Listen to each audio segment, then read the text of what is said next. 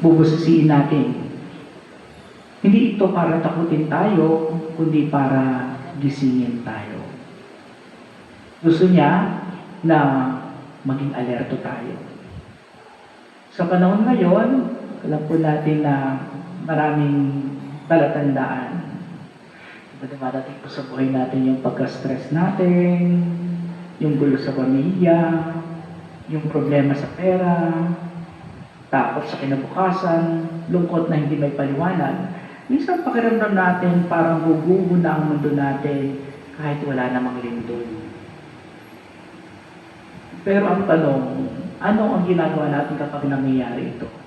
Sabi ni Jesus, ituwid ninyo ang inyong sarili at itaas ang inyong ulo sapagkat malapit na ang inyong pagliligtas. Kung tutusin, ang gandang pakinggan po ng mga sinabi ito ni Jesus. Hindi yan sinasabing magpanik tayo o magkulong tayo. Ang sabi niya tumindig, humarap, umasa. Ibig sabihin po, sa gitna ng mga problema, may dahilan para hindi sumuko. Bakit? Kasi may Diyos na kumikilos kahit hindi natin nakikita.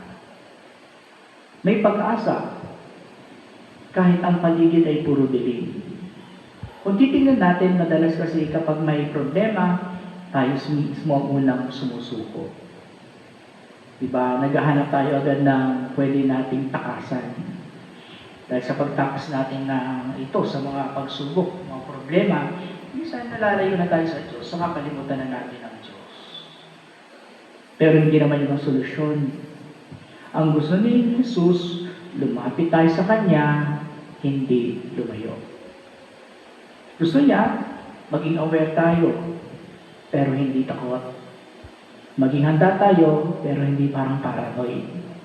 Maging matatag, pero hindi nagpapanggap. Sabi rin niya, na darating siya bilang tagapagligtas. Hindi siya nawawala, hindi siya nakakalimot, at hindi rin siya late na dumadating sa buhay natin.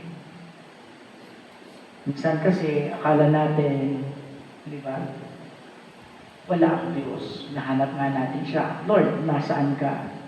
Bakit ang tagal mong tumugon sa mga panawagan ko? Pero ang totoo, lagi siyang nariyan. Tayo lang ang minsan hindi nakatingin sa Kanya. Tayo lang minsan ang hindi nakatuon sa Kanya.